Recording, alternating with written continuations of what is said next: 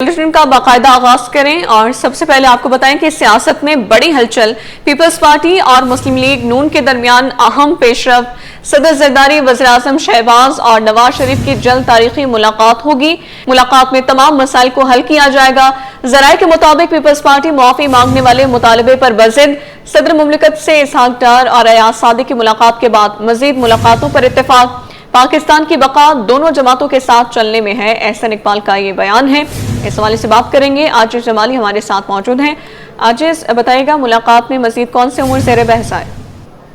जी देखिए, ये एक बड़ी पेशरफ्त है। जो रात मुलाकात हुई है नवाबशाह में सदर ममलिकत से नायब वज़ीर-ए-आज़म इसहाक डार और अयाज सादिक की, इस मुलाकात के बाद कुछ चीजें सामने आई हैं कि एक और बड़ी बैठक लगने वाली है, जिसमें सदर ममलिकत आसिफ अली जरदारी, वज़ीर-ए-आज़म शहबाज शरीफ के साथ साथ मुस्लिम लीग नून के सरबराह मियां नवाज शरीफ शिरकत करेंगे, जबकि वज़ीर आला पंजाब मरियम नवाज और पाकिस्तान पीपल्स पार्टी के चेयरमैन बिलावल भुट्टो जरदारी भी इस बैठक में जो है वो शिरकत करेंगे।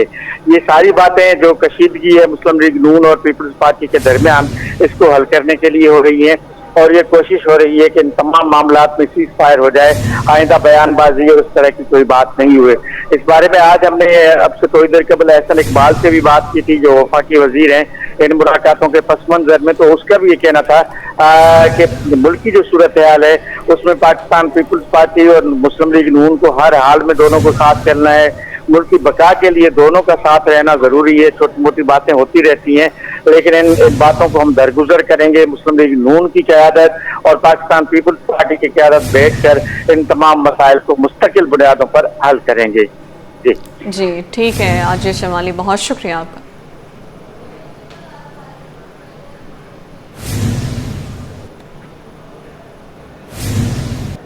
यूनिवर्सिटी रोड पर फायरिंग से एक शख्स जाँ बहक और दूसरा जख्मी हो गया। क्राइम सीन यूनिट से जय वक़्वा से गोलियों के खोल तहवील में ले लिए गए हैं।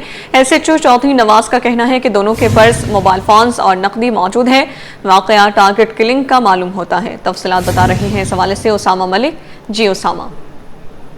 बिल्कुल, देखिए आपसे कुछ देर कबल जो है वो यूनिवर्सिटी रोड जो है वो समावा पुल के करीब एक फायरिंग का वाकया पेश आया, जिसमें एक शख्स जो है वो जाँ बहक हो गया है, जबकि एक शख्स जो है वो जख्मी हुआ है। मुसल्लह मुल्ज़िमान आए हैं और उन्होंने जो है वो फायरिंग का निशाना बनाया है। इस वक्त हमारे साथ SHO मुबीना टाउन चौधरी नवाज साहब मौजूद हैं। इनसे जानते हैं सर क्या वाकया पेश आया है, अब तक क्या इब्तदाई तफ्तीश है? वाकया ये पेश आया है कि तकरीबन 11:24 पर ये जो बंदा हलाक हुआ है ये यहाँ पर पहुंचा है। आई विटनेस ये बता रहे हैं कि जैसे वो यहाँ पर पहुंचा है उसने किसी को फोन करके बताया कि मैं पहुंच गया हूँ।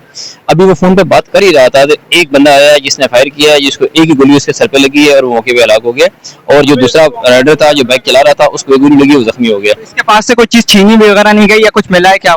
इसके पास कैश भी मिली है, मोबाइल फोन भी मिला है और मोटरसाइकिल भी मिली है। कोई चीज नहीं छीनी गई। काम वगैरह क्या करता था इब्तदाई कुछ इन्फॉर्मेशन नहीं मिली क्या करता था। इसका तल्लुक डिस्ट्रिक्ट नीलम था, कश्मीर से था। जी थैंक यू। बिल्कुल, देखिए हमारे साथ SHO चौधरी नवाज साहब मौजूद थे और उनका ये बताना है, ये वो जाए वक़्वा है जहाँ पर ये पेश आया है। बताया ये जाता है कि ये रोड है जहाँ पर ये मौसमियात की जानिब से रोड आ रहा है, जहाँ पर वो शख्स आया है एक बाइकिया राइडर के साथ, अनस जो आ रहा था जिससे जाँ बहक हुआ है। और वो जो है इस रोड से यहाँ पर जैसे रुका है उसने एक फ़ोन करके किसी को बताया कि मैं यहाँ पर पहुँच चुका हूँ। और उसके बाद मोटरसाइकिल पर सवार मुसल्लह मुल्ज़िमान आए हैं, 2 मुसल्लह मुल्ज़िमान, उन्होंने जो है वो फायरिंग की है, जिससे अनस को जो है वो गोलियां लगी, जबकि जो बाइकिया राइडर था वो अंदर की जानिब अपनी जान बचाने के लिए भागा है। पुलिस ने अब तफ्तीश शुरू कर दी है। जाए वक़्वा से 5 से 6 कॉल जो है वो मिले हैं। अब CCTV फुटेजेस भी हासिल की जा रही है, यानी शाहिदीन के बयानात वगैरह भी कलमबंद किए जा रहे हैं और मजीद भी जो है वो तफ्तीश की जा रही है। पुलिस हुकाम का बताना है कि इब्तदाई तौर पर वाकया जो है वो डकैती मुज़ामत का शाखसाना नहीं लगता, इसको जो है वो टारगेट करके कत्ल किया गया है। अब मजीद भी जांच की जा रही है। जी नाज़रीन, तेज रफ्तारी का खौफनाक अंजाम। वंडर सिटी के करीब होलनाक हादसा, 4 जानें जिंदगी की बाजी हार गई, 3 अफराद जख्मी हुए। मैयतों को ईदी एम्बुलेंस के जरिए अस्पताल मुंतकिल कर दिया गया। इस हवाले से तफसीलात जानेंगे। दुर्र शहवार हमारे साथ मौजूद हैं। दुर्र शहवार बताइएगा। जी बिल्कुल, ये हब चौकी पर वंडर सिटी वो है, इसके करीब एक अफसोसनाक होलनाक एक हादसा आया, जो कि हादसा पेश आया, जो कि तेज रफ्तारी की गाड़ी में जो है 7 अफराद सवार थे, जिसमें से 4 जो है तेज रफ्तारी की नजर हो गए, 4 अफराद जाँ बहक, जबकि 3 जो है उन्हें शदीद जख्मी हालत में इस वक्त तक जो कराची है वहाँ पर मुंतकिल किया जा रहा है एम्बुलेंस के जरिए, और कराची मुंतकिल किया जा रहा है। जो 4 अफराद जाँ बहक हुए हैं उनकी मैयतों को और जख्मी अफराद को ईडी एम्बुलेंस के जरिए अस्पताल मुंतकिल किया जा रहा है। ये हादसा पेश आया हाथ चौकी पर वेंडर सिटी राना हट के करीब। ये अफसोसनाक ट्रैफिक हादसा तेज रफ्तारी के पेश आया, बाइक पेश आया जिसमें 4 अफराद मौके पर जाम बहक जबकि 3 शदीद जख्मी हालत में कराची मुंतकिल किए जा रहे हैं। जी बहुत शुक्रिया दुर्श शवार, मजीद आप हमारे साथ रहिएगा।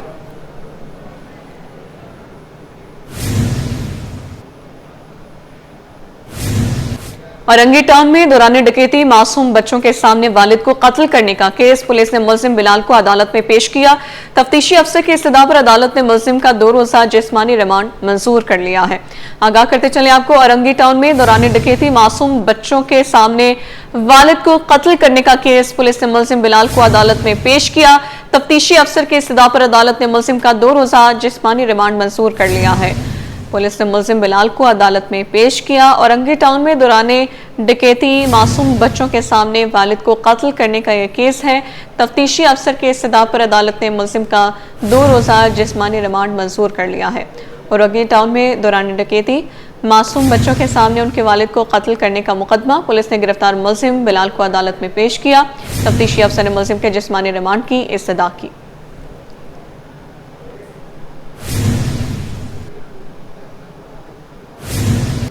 जमादुल अव्वल का नया चांद रोशनी के सफर पर रवाना, चांद का इंतजार खत्म होने को फलक पर नया हिलाल झांकने को तैयार है। जमादुल अव्वल का नया चांद 21 अक्टूबर को पैदा होगा।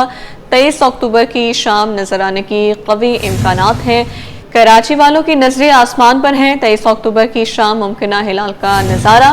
महकमे मौसमियात की पेशगोई, चांद देखने के लिए हालात मुकम्मल साजगार है। अपडेट करें आपको, 23 अक्टूबर की शाम नजर आने के कवी इम्कानात हैं। कराची वालों की नजरें सिर्फ आसमान पर है। इस हवाले से बात करेंगे अक्सा शेख से। जी अक्सा, अपडेट कीजिए। आज बिल्कुल महकमा मौसमियात के क्लाइमेट डेटा प्रोसेसिंग सेंटर की जानिब से जमादुल अव्वल 1439 हिजरी की चांद की पेशगोई कर दी गई है। नया चांद 21 अक्टूबर 2025 को शाम 5:25 पर पैदा होगा। चांद 23 अक्टूबर 2025 बरोज जुमेरात की शाम नजर आ सकता है। चांद नजर आने के अच्छे इम्कान मौजूद है। इसे कहना है महकमा मौसमियात के मुताबिक कराची में सूरज शाम 5:58 पर और चांद 6:54 पर गुरूब होगा। कराची में चांद की उम्र 48 घंटे 57 मिनट और बुलंदी 10.2 दर्जे रिकॉर्ड की जाएगी, जबकि मतला जुबली अबर आलूद के साफ रहने का भी इम्कान है। महकमा मौसमियात के मुताबिक मजीद बताया गया है कि चांद नजर आने के लिए मौसमी हालात साजगार करार दिए गए हैं। चांद नजर आने के लिए उसकी उम्र 19 घंटे से ज्यादा होनी चाहिए। चांद की बुलंदी कम से कम 5 दर्जे हो तो देखने के इम्कान अच्छे होते हैं। जी अक्सर, अपडेट करने के लिए शुक्रिया।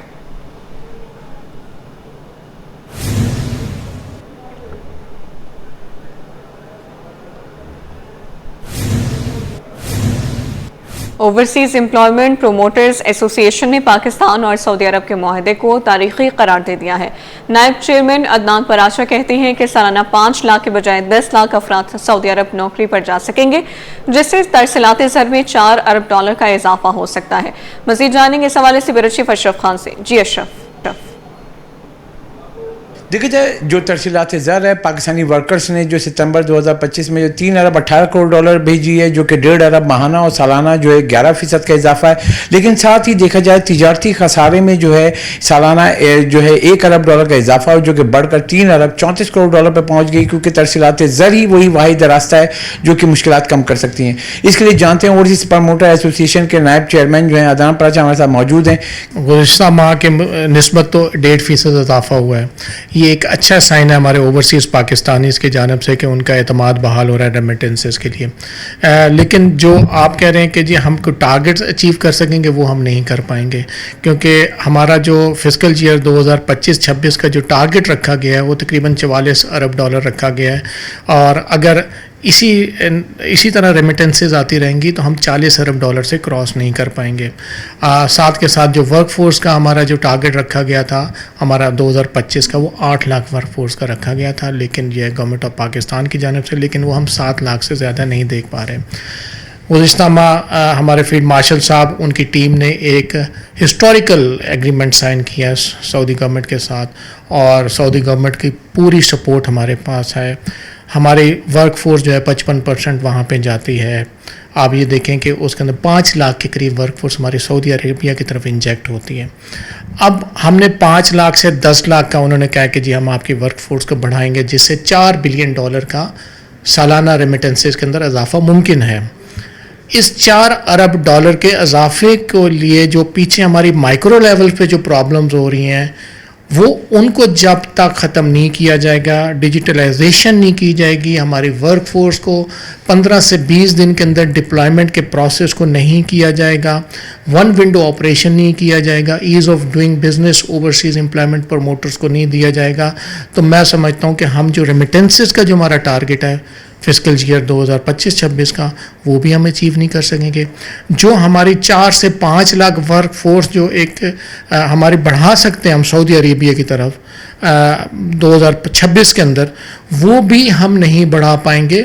इसके अंदर हमारी माइक्रो लेवल की जो हमारी करप्शंस हैं, जो डेली बेसिस पे अरबों रुपए की करप्शंस हो रही हैं, इसको हमें इसका तदारुक करना होगा। मैं फील्ड मार्शल साहब से और मैं वज़ीर आज़म साहब से, ऑनरेबल वज़ीर आज़म साहब से दरख्वास्त करूँगा कि एक शफाफ तहकीकात कराई जाए। जी, जैसे कि आपने सुना तरसीलात ज़र कैसे बढ़ाई जा सकती है, और कहा गया है कि जो सऊदी अरब से सबसे बड़ा मुआहिदा हुआ है पाकिस्तान और सऊदी अरब का, उसके फ़वाइद ये हैं कि जो तरसीलात ज़र के लिए जो पाकिस्तानी वर्कर सऊदी अरब जाने, वो 5 लाख जो सालाना जाते हैं बढ़ा के 10 लाख हो सकते हैं, लेकिन उसके लिए मसाइल को होगा। जी, मेयर कराची बैरिस्टर मुर्तज़ा वहाब की न्यू कराची सेक्टर 5D आमद। मेयर ने तरक्याती कामों का मुआयना किया, काला स्कूल के एतराफ़ के रिहायशियों से मुलाकात की और मसाइल सुने। स्कूल के बच्चों के दरमियान घुल मिल गए। इस वाले से बात कर लेते हैं शुएब मुख्तार से। बताइएगा शुएब। मेयर कराची बैरिस्टर मुर्तज़ा वहाब अब से कुछ देर कबल जो है न्यू कराची सेक्टर 5D पहुंचे थे। मेयर कराची ने न्यू कराची में जारी तरक्याती कामों का मुआयना किया है। बैरिस्टर मुर्तज़ा वहाब ने न्यू कराची काला स्कूल के एतराफ़ की रिहायशियों से भी मुलाकात की है और मसाइल सुने हैं। तरक्याती मनसूबों के दौरे के दौरान जो है वो स्कूल के बच्चों की छुट्टी हुई थी, जिसके बाद स्कूल के बच्चे अपने घरों को जा रहे थे। मेयर कराची बैरिस्टर मुर्तज़ा वहाब ने स्कूल के बच्चों से भी जो है वो मुलाकात की और इस दौरान वो स्कूल के बच्चों के दरमियान जो है वो घुल मिल गए। बैरिस्टर मुर्तज़ा वहाब ने स्कूल के बच्चों से मुलाकात करने के साथ साथ इन्हें दिल लगाकर तालीम हासिल करने की भी तलकीन की है। मेयर कराची का कहना है कि इस वक्त जो है कराची के तमाम अजला में बिला तफरीक तरक्याती काम जारी हैं। शहरियों को सहूलियात की फराहमी उनकी अवलीन तरजीहात में शामिल है। बिलावल भुट्टो की क़यादत में तरक्की का मिशन जो है इसी तरह जारी और सारी रहेगा। जी ठीक है शुएब, आगाह करने के लिए बहुत शुक्रिया।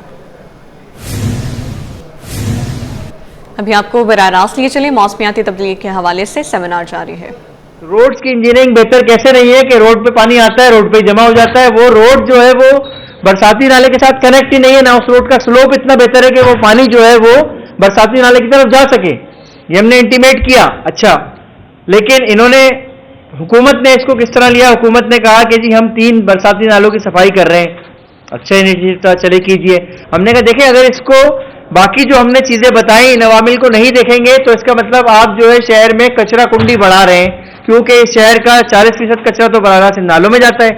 तो एक जानिब अवामी सतह पर जो काम करना था वो नहीं किया गया कि आवाम को ये अवेयर करते कि नालों में कचरा डालना जो है ये किस हद तक खतरनाक है और इस शहर को के डूबने में किरदार अदा करता है, वो नहीं किया गया।